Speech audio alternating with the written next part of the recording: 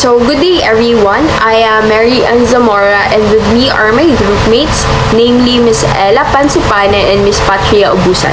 So we will be learning about Lesson 12, International Trade, Theory and Development Strategy. But before diving into that, let's take a look at this video. Every day, a network of ships, trucks, and planes move massive quantities of goods around the world. Your car might come from South Korea, and your t-shirt from Bangladesh. All countries export, sell products and services abroad, and import, buy goods and services from foreign trading partners. These goods are manufactured items or agricultural commodities. Services, a dynamic and growing part of trade, refer to all intangible goods such as advertising and telecommunication. But the trade network is more complex than sellers and buyers. The system of worldwide trade is an intricate web in which lengthy supply chains allow products to be sourced, assembled, packaged, and sold in different parts of the world. The materials for your phone or shoes or the tuna fish you had for lunch might have been produced in one country, processed in another country, assembled in a third country, and packaged somewhere else, all before getting to your local store. How does this make sense? Why can't countries just make their own phones, shoes, or tuna fish and provide more jobs and business domestically? Before the 19th century, most European countries tried to do just that, prioritizing self-sufficiency in a system called mercantilism. Mercantilism aimed to maximize exports, minimize imports, and increase a country's supply of gold. This system led to strict tariffs, or taxes on imports, as a way to not only discourage bringing in goods from abroad, but profit off it. Mercantilism created barriers to international trade. Countries aimed to produce as much as possible on their own, including things they weren't able to make efficiently. In the late 18th century, so-called classical economists refuted these long-held beliefs, championing the idea that societies should trade with one another to be more successful because of comparative advantage. The idea that when countries focus on making things they're comparatively good at and import the rest, everyone benefits. This is known as specialization. And when countries don't have to spend time and resources producing textiles or wine, for example, there's more room for them to innovate and create entirely new products. These classical economists argued that it was counterproductive to judge a country's power on how much gold it could amass. Today, we measure countries and economies on productivity, their ability to utilize their limited resources for maximum value. This metric is known as gross domestic product, which totals the sum of all the final goods and services a country produces in a year. Each country's human, physical, technological, and financial resources determine what that country can produce efficiently and successfully. Costa Rica excels at exporting pineapples and coffee, while Germany exports millions of cars and computers. With the acceptance of these new ideas, international trade took off. Measuring GDP instead of just gold helped boost trade and grow economies. At the same time, advances in technology and travel made remote markets much more accessible. Massive container ships, cargo planes, and cheap, instantaneous communication connected the world's producers with millions of new customers. And after World War II, the newly formed United Nations created the General Agreement on Tariffs and Trade, or GATT. This agreement substantially lowered trade barriers like tariffs and created rules to dictate how countries should trade freely. The GATT became the World Trade Organization in 1995 and tried to eliminate even more obstacles to keep up with the changing world. The WTO expanded the definition of trade to include not just goods, but services, and to create rules governing intellectual property, such as copyright or a patent. The WTO is also an arena for countries to hammer out the rules and regulations of international trade and lodge complaints if they believe those rules aren't followed. According to the principle of comparative advantage, if one country can't sell a high-quality product at a reasonable price point, or new technology makes a business uncompetitive, it will not succeed. Its stores or factories might be forced to close, and jobs will be lost. That country must then adjust its economy around something it can be comparatively good at. This is the nature of international trade. However, some countries and industries are accused of skirting the rules of international trade, and that's where the WTO tries to come in. For example, in the United States, labor unions argue the WTO doesn't adequately protect U.S. wages from being undercut by unfair trade practices in China. And some developing countries say the WTO rules don't take into consideration their unique circumstances. For example, agricultural subsidies provided by wealthy governments make it hard for sellers from smaller or poorer countries to reasonably export their crops to those countries. The WTO has failed to solve these problems. They are especially hard to address because changes to the rules require consensus among the WTO's 164 member countries. Some countries forge bilateral and regional trade agreements to address their particular needs and trade strategies. In 1994, the North American Free Trade Agreement, known as NAFTA, was designed to facilitate more trade among the United States, Mexico, and Canada. NAFTA provided a blueprint for similar types of agreements between other countries. From just 1990 to 2015, world trade volume increased more than five-fold, from 3.5 trillion to 19 trillion. International trade has created a tightly interconnected world economy that's given more people than ever access to cheaper and better goods and services. It's created millions of jobs and strengthened international connections, leading to global stability. At the same time, trade can hurt those individuals, companies, and communities where imports make it impossible for local firms to compete against better or cheaper goods from somewhere else. Trade will inevitably create winners and losers, but it is inseparable from modern life. The challenge then for policymakers is to assist those who have been disadvantaged with support and the training for new jobs, so everyone can continue to benefit from the system that has given more choices to consumers and more work for producers in every corner of the world.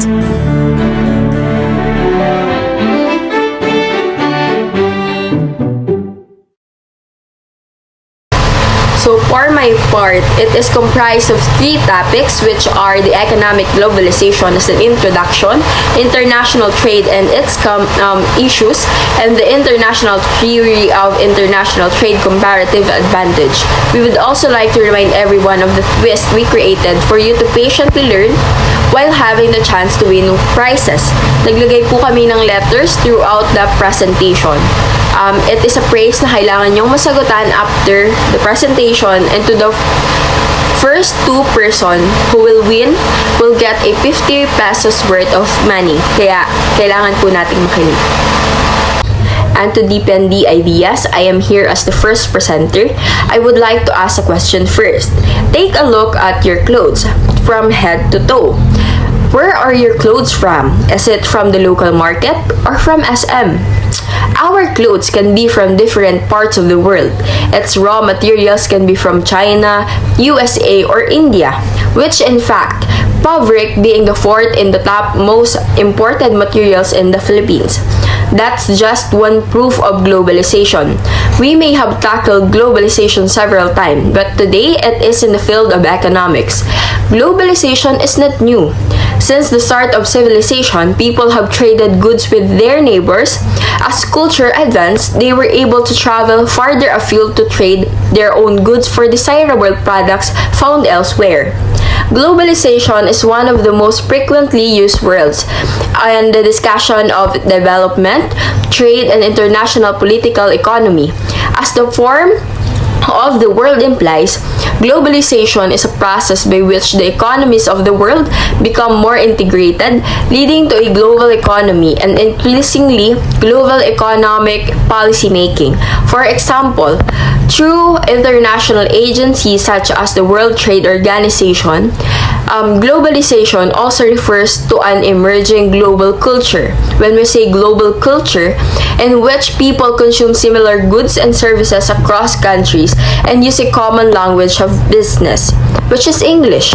These changes facilitate economic integration and are in turn further promoted by it. But in its core economic meaning, globalization refers to the increased openness of economies to international trade, financial flows, and direct foreign investment, which are topics of this and the following two chapters. The growing interconnection of all kinds across national governments and firms, and directly between people is a process that affects everyone in the world, even if so far it still seems more visible in the developed countries. But globalization can, in many ways, have greater impact in developing countries. The potential downside of globalization is also greater for poorer countries if they have become locked into pattern of dependence. If dualism within developing countries sharpens, or if some of the poor are entirely bypassed by globalization.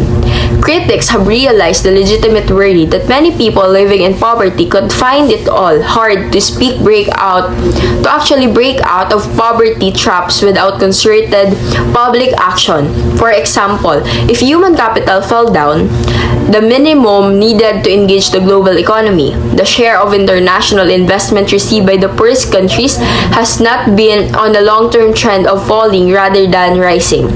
Formal processes of trade liberalization have been key to the encouragement of globalization thus far.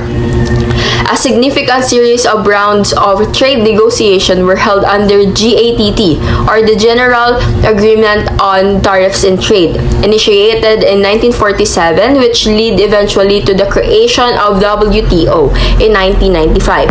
The trade rules negotiated under the auspices of WTO are key examples of how rules of the game are being created. So far, however, the rules has not been balanced. They have greatly benefited some countries but have benefited less poor countries still trying to gain a foothold in growth and development through agriculture and facing barriers put up by the very countries that are most promoting the benefits of trade openness. Trade protectionism, as practiced by developed countries, tend to fall most heavily on the poorest developing countries because developed countries protection focuses on agriculture. The tariffs by developed countries on imports from developing countries, though currently not very high by historical standard. To create genuinely fair as well as efficient rules of the game, much more needs to be done. International agreements are needed to level the globalization playing field for the poor. Some of this leveling process involves international change and some involves national changes that can be facilitated by the international community. For example, to prevent popping up corrupt governments that violate human rights and violent and exploitative rebels that stay in power through international trade in legal goods such as diamonds, as well as in illegal goods such as narcotics. Codes of conduct for multinational corporations regarding political and other behavior can be developed further. The reasonable limits on the applicability of international property rights must be agreed to, such as those concerning provision of life-threatening medicines in poor countries that cannot afford to pay monopoly rent, prices that far exceed production costs. It has also been asked whether more cannot be done for the poorest countries than merely leveling the playing field. Many development advocates are calling for more genuine and fuller opening of developed countries' markets to exports from the poorest countries. It may also be said that among the worst possible outcomes for a poor country is for the current round of globalization to bypass the country entirely. This is largely the situation in much of sub-Saharan Africa, although a number of countries have benefited substantially from the commodity boom of recent years. Nevertheless, adversely affected by previous waves of globalization, most countries in this region have been much less affected by the present wave. International trade has often played a central role in the historical experience of the developing world. As many other topics in development, there is a great deal of diversity in developing countries' experiences with trade.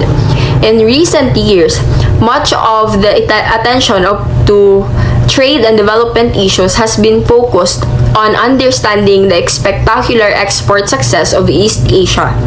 Taiwan, South Korea, and other East Asian economies pioneered this strategy, which has been successfully followed by their much larger neighbor, which is China. The experiences of these economies are an important plotline in the unfolding trade and development drama and will be examined later on furtherly in this chapter. At the same time, throughout Africa, the Middle East, and Latin America, primary product exports have been traditionally accounted for a sizable proportion of individual gross domestic products. In some of the smaller countries, a substantial percentage of the economy's income is derived from the overseas sale of agricultural and other primary products of commodities such as coffee, cotton, cacao, sugar, palm oil, bauxite, and copper. Because the markets and prices for export products are often unstable, primary product export dependence carries with a degree of risk and uncertainty that few nations desire. The country is considered to be commodity export dependent when more than 60% of its total merchandise exports are composed of commodities. Commodity dependence may not make the headlines of newspapers, but its effects does. When a country's economy is not diversified and relies heavily on basic products, it puts itself at mercy of international market prices. When prices go down, employment, exports, and government revenue suffers. In other words, putting too many eggs on one basket renders the countries vulnerable. UNCTAD's recent reports on the state of commodity dependence on 2019 assesses the current situation and analyzes its evolution over the past 20 years. The two main facts stand out is that the commodity dependence is mostly a developing country phenomenon. It is persistent. Once a country is in this state, it's hard to break the chains of this dependence. Commodity dependence is not rare. Around 54% of all countries, or 102 out of 189, are commodity dependent. However, only 30% of developed countries, including Australia, New Zealand, and Norway, are in this situation.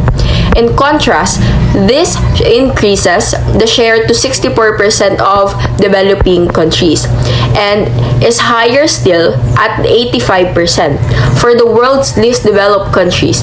In other words, export concentration of primary commodities is linked to underdevelopment.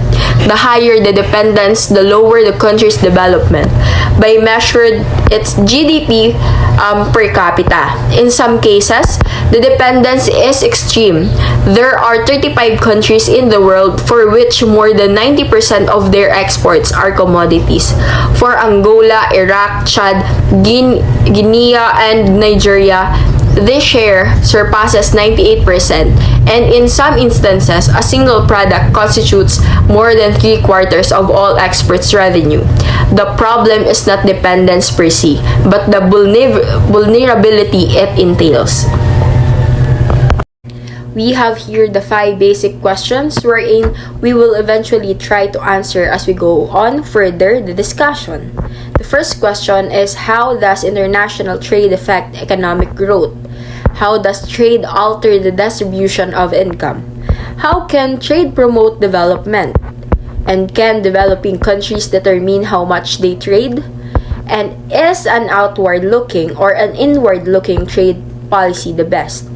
You may also refer to this part of the presentation a summary of the various positions in the ongoing debate between the trade optimist and trade pessimist, and between outward and inward-looking strategies of development. Finally, we look at the trade policies of developed countries to see in what ways they directly and indirectly affect economies of the developing world. One of the key issues is the importance of export to different developing nations. Export often allows for greater economic activity, leading to higher revenue.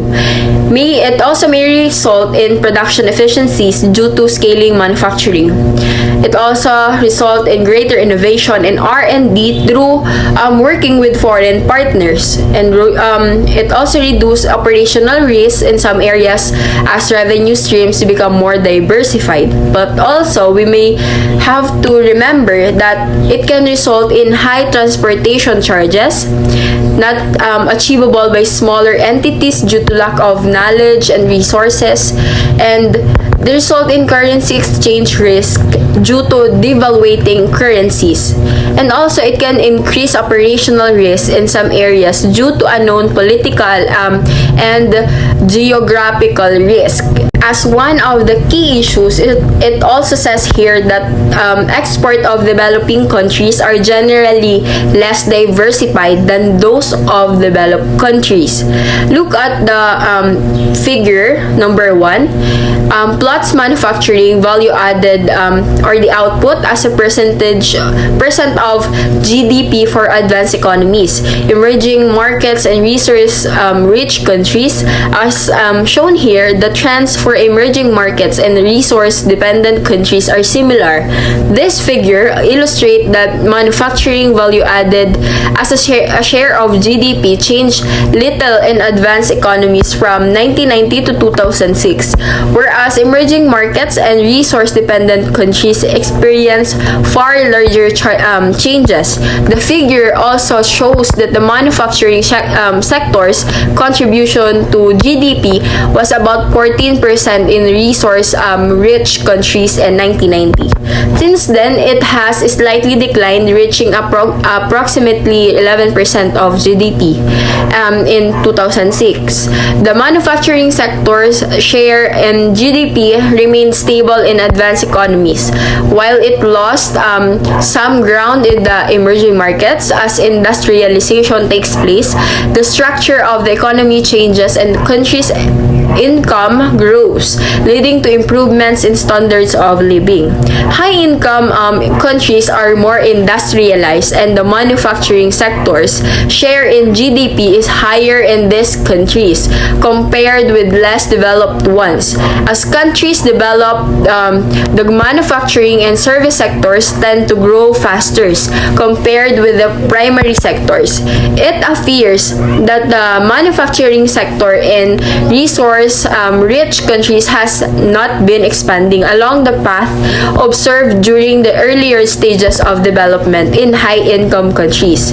If this pattern is reversed, the structure of economy and resource-dependent countries will continue to be dominated by the non-tradable and mining sectors, thus hurting future growth prospects. Overall, research-rich countries made little progress toward increasing manufacturing share in GDP during the sample period. This figure is from the World Bank data actually. And for the figure 2, you may also see that it presents the dynamic of export diversification in advanced economies and emerging markets and resource-rich markets. The larger values of this index indicate less export diversification. The figure clearly demonstrates that resource-rich countries are far less diverse in the terms of for their export basket or the products they export, compared with the emerging markets and advanced economies. Furthermore, the trend in the export diversification index for resource-rich countries fluctuates during the sample period. Since the turn of the century, it began also to rise, reflecting improvements in commodity prices. This trend indicates that diversification efforts efforts of these countries failed to produce measurably improvements between 1980 to 2006. Contrary to this trend, the diversification index in the emerging markets exhibited a downward trend, reflecting improvements in the export diversification index of these countries. The export diversification index for advanced economies actually did not change. Another key issue is that merchandise export as a share of GDP are often higher for developing countries, which is agreed upon by the statistics presented in the screen. In 2021, the value of world merchandise exports increased strongly by 26.5% after 2 years after 2 consecutive years of decline. The global exports amounted to 22.3 trillion US dollars to 3.3 trillion US dollars higher than the pre-pandemic value recorded 2 years before in 2019. In 2022, the exports value is now cast to continue growing at a rate of 13.8% from 2021. Higher merchandise exports were recorded in the north than in the south in 2021. Developing economies contributed a 9.9 trillion US dollars and developed economies 12.4 trillion US dollars to the world total. Asia and Oceania accounted for 45% global merchandise exports, followed by Europe with 37% and America with 16%. Most statistical studies of world demand patterns for different commodity groups reveal that in the case of primary products, the income elasticity of demand is relatively low. The percentage increase in quantity of primary agricultural products and most raw materials demanded by importers will rise by less than the percentage increase in the gross national incomes. By contrast, for fuels, certain raw materials and manufactured goods, income elasticity is relatively high. For example, it has been estimated that 1% increase in developed countries' incomes will normally raise their imports of foodstuffs by a mere of 6% and of agricultural raw materials such as rubber and vegetable oils by 5%, but will raise imports of manufacturers by about 1.9%. Consequently, when incomes rise in rich countries, their demand for food products and raw materials from the developing nations goes up relatively slow.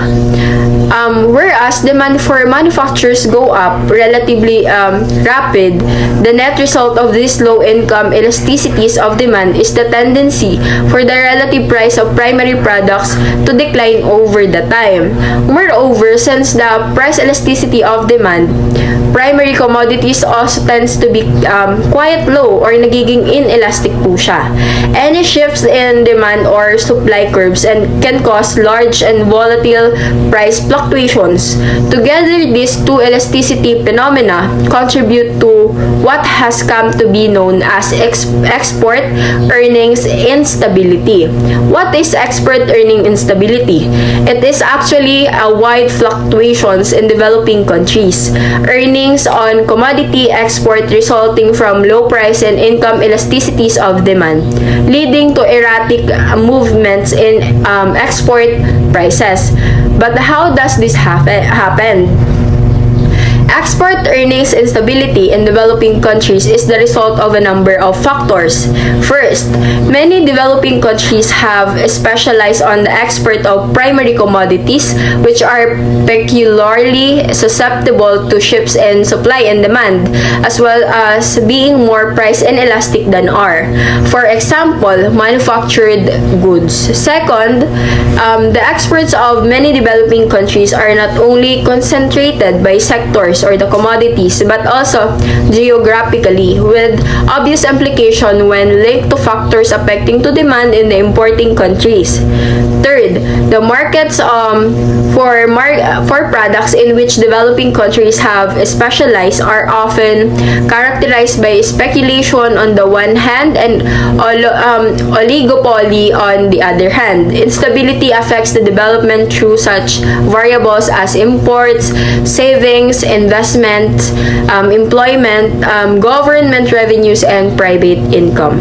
Special name for the relationship or theory between the price of a typical unit of exports and the price of a typical unit of imports. This relationship is called the commodity terms of trade, and it is expressed as commodity terms of trade, which is P over PM, where P and PM represents the export and imports price indexes, respectively calculated on the same base period. The commodity export price to its average terms of trade are said to deteriorate for a country if P over P falls. That is, if export prices declines relative to import prices, even though both may rise. Most scholarship has broadly confirmed that historically the prices of primary commodities have declined relative to manufactured goods. As a result, the terms of trade have on average tended to worsen over time for the non-oil exporting developing countries while showing a relative improvement for the developed countries. The main theory for the declining commodity terms of trade is known as the Prebisch-Singer hypothesis. After two famous development economists who first explored its implications in the 1950s, they argued that there was Prebisch-Singer hypothesis and would continue to be a secular or a long-term decline in the terms of trade. The argument that the primary commodity exporters, due to a combination of low income and commodity terms of trade for primary product exports of price elasticities of demand. This decline would result in an ongoing transfer of developing countries tend to get income from poor to rich countries that could be combated only by efforts to protect domestic manufacturing industries through a process that came to be known as import substitution. Both of this theory and because of the unfavorable terms of trade trends, developing countries have been doing their utmost over the past several decades to diversity into manufacturers exports. After a slow and costly start, these efforts have resulted in a dramatic shift in the composition of developing country exports, especially among middle-income countries. Unfortunately, this structural change has not brought as many benefits to most developing countries as they had hoped, because relative prices within manufacturers have also diverged. Over the past few decades, the prices of the basic manufactured goods exported by developing countries fell relative to the advanced products exported by rich countries. The price of textiles fell especially precipitously, and low-skilled and electronic goods were not far behind. The phenomenon of transactions and exchange is a basic component of human activity throughout the world. Even in the most remote villages of Africa, people regularly meet in the marketplace to exchange goods, either for money or for other goods through simple barter transactions. A transaction is an exchange of two things. Something is given up in return for something else. In an African village, women may may barter food such as cassava for cloth or simple jewelry for clay pots. Implicit in all transaction is a price. Why do people trade? Basically because it is profitable to do so. Different people possess different abilities and resources and may want to consume goods in different proportions. Diverse preferences as well as varied physical and financial endowments open up the possibility of profitable trade. People usually find it profitable to trade the things they possess in large quantities relative to their taste or needs, in return for things they want more urgently, because it is virtually impossible for individuals or families to provide themselves with all the consumption requirements of even the simplest life. They usually find it profitable to engage in the activities for which they are best suited or have a comparative advantage in terms of their natural abilities or resource endowments. They can then exchange any surplus of these home-produced commodities for products that others may be relatively more suited to produce. The phenomenon of specialization based on comparative advantage arises, therefore, to some extent in even the most subsistence economies. These same principles of specialization and comparative advantage have long been applied by economists to the exchange of goods between individual and nations. In answer to the question of which goods are traded and why some countries produce some things while others produce different things, economists since the time of Adam Smith have sought the answer in terms of international differences in cost of production and prices of different products. Countries, like people, specialize in a limited range of production activities because it is to their advantage to do so. They specialize in activities where the gains from specializations are likely to be the largest. The concept of relative cost and price differences is basic to the theory of international trade. The principle of comparative advantage, as it is called, asserts that country should and under competitive conditions will specialize in the export of the products that it can produce at the lowest relative cost.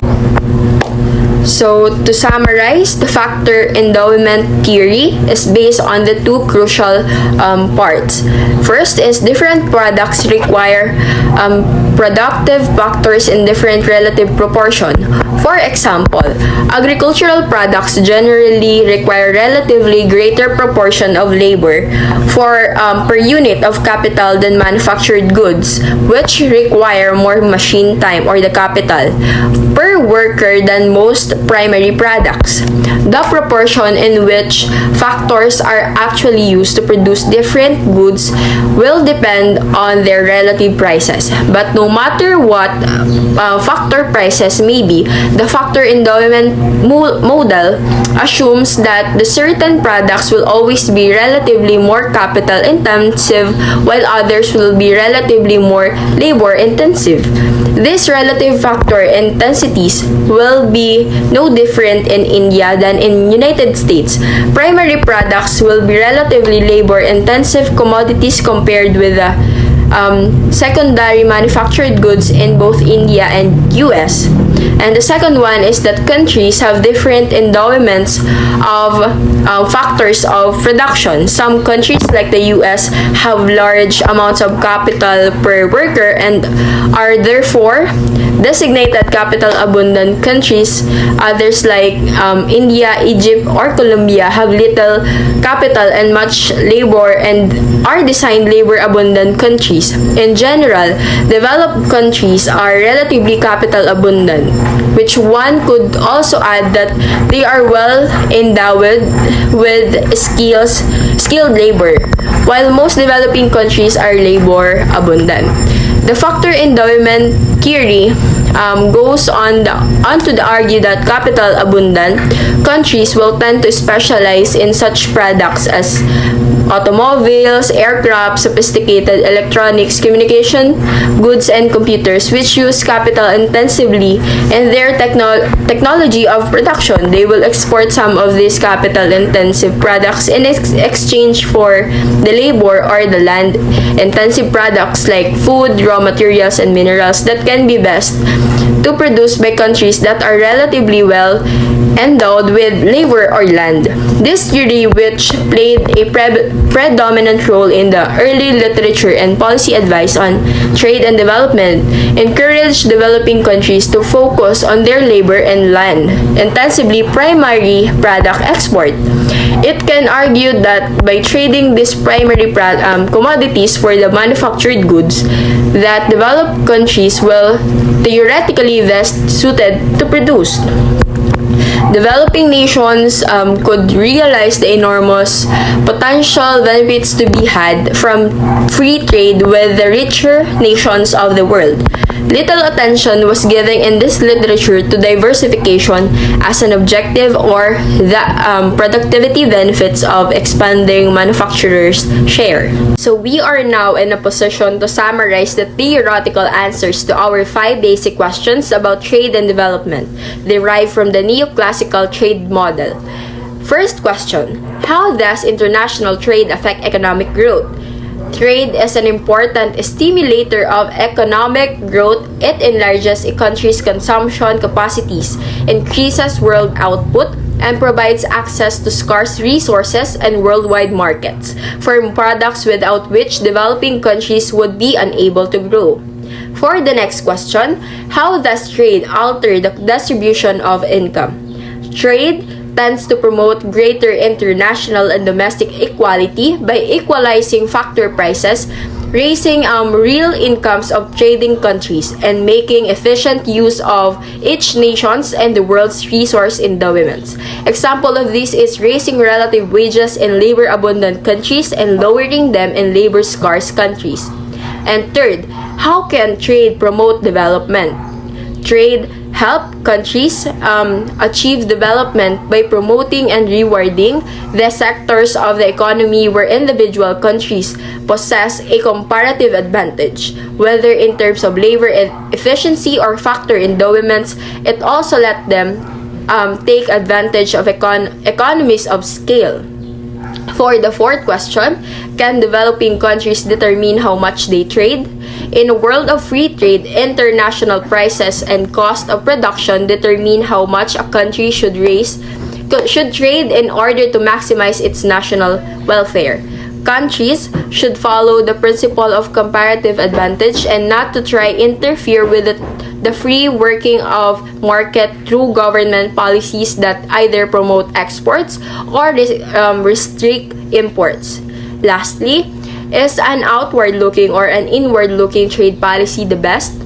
Finally, to promote growth and development, an outward-looking international policy is required. In all cases, self-reliance based on partial or complete isolation is asserted to be economically inferior to participation in a world of unlimited free trade. So that would be all for my presentation. I will be giving the table to the next presenter.